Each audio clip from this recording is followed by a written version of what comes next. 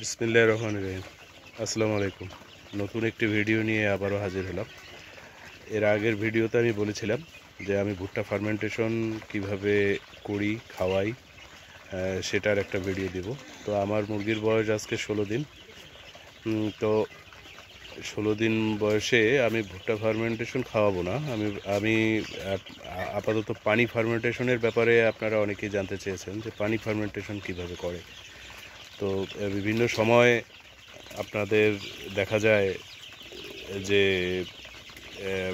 রহিম ভাই বলে যখন আপনারা সেটা বুঝতে পারেন না হয়তোবা। আমি পানি ফার্মেন্টেশনের সমস্ত প্রক্রিয়া দেখাবো। আমি গতকাল করেছি, আজকে খাওয়াবো, আবার আজকে যেটা করব সেটা আগামীকালকে খাওয়াবো।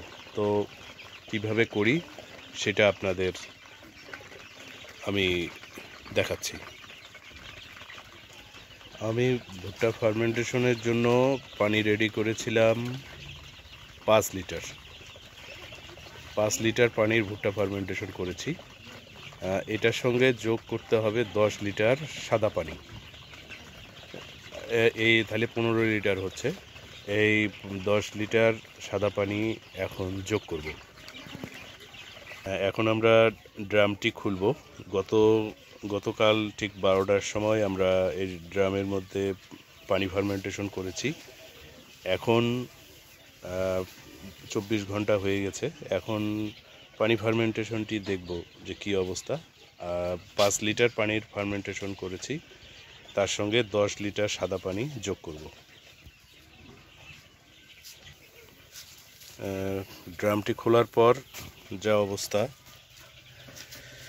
এই যে দেখেন পানিটি ফার্মেন্টেড হয়ে গেছে ইনশাআল্লাহ। এখন এর সঙ্গে সাদা পানি যোগ করব। ওই পানিটা ঢাল দাও।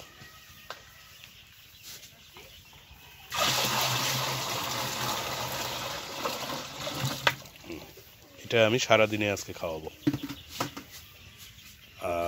এটা সারাদিনে খাবো। আর আপনাদের সঙ্গে আবারও ফিরবো আমি কিভাবে পানি ফার্মেন্টেশন করি সেটার একটা ভিডিও নিয়ে। হ্যাঁ, তো দেখেন আমরা 5 লিটার পানি নিয়েছি, সাদা পানি, সেটার সাথে ইস্ট 20 গ্রামের মতো দিচ্ছি। 5 লিটার পানিতে 20 গ্রাম হচ্ছে ইস্ট। এখন দেব চিটাগুড়,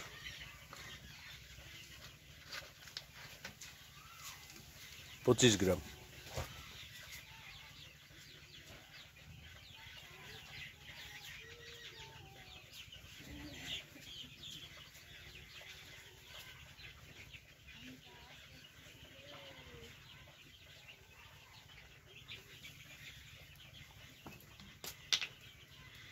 এই চিটাগুড়টা গরুকে আমরা খাওয়াই।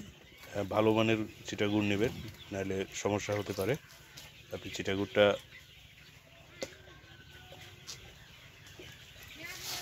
ভালো মানের নিতে হবে। এটা চিটাগুড়। লবণ দিচ্ছি 75 গ্রাম দিয়ে দেবো। 75 গ্রাম লবণ দিয়ে দিলাম। আমরা সবসময় করি জন্য এটা আর কি মাপামাপির প্রয়োজন পড়ে না। একটা ডিম দিয়ে দিচ্ছি।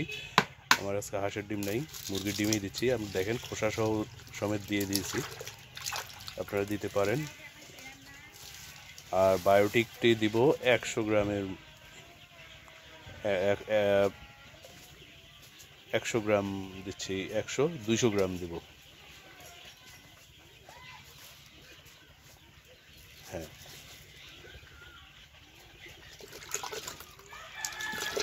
এখন সুন্দর করে এটা মিক্সড করতে হবে পানিটা।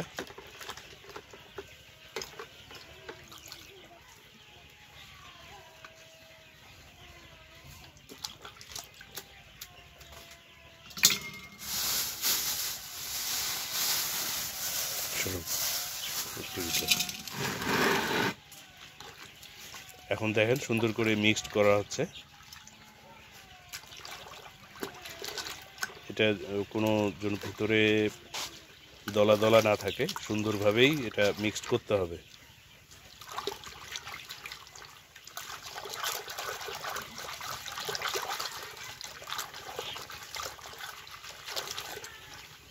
খেয়াল রাখতে হবে যেন কোনো প্রকার দলা দলা না থাকে।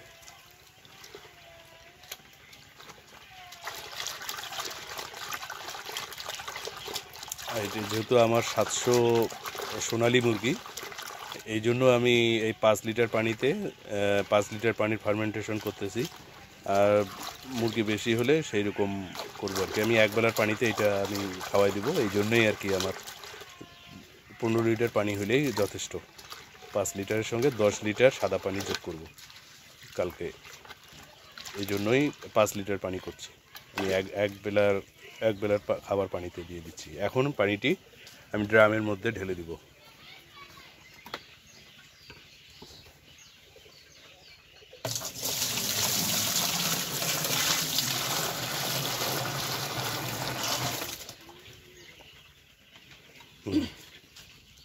ভালো করে মুছে দাও।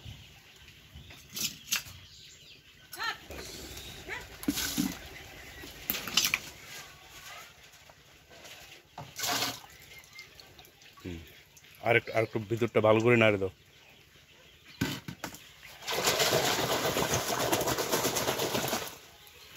এখন আমরা ড্রামের মুখটি বন্ধ করে দেবো। ড্রামের মুখটি বন্ধ করে দেব 24 ঘন্টার জন্য।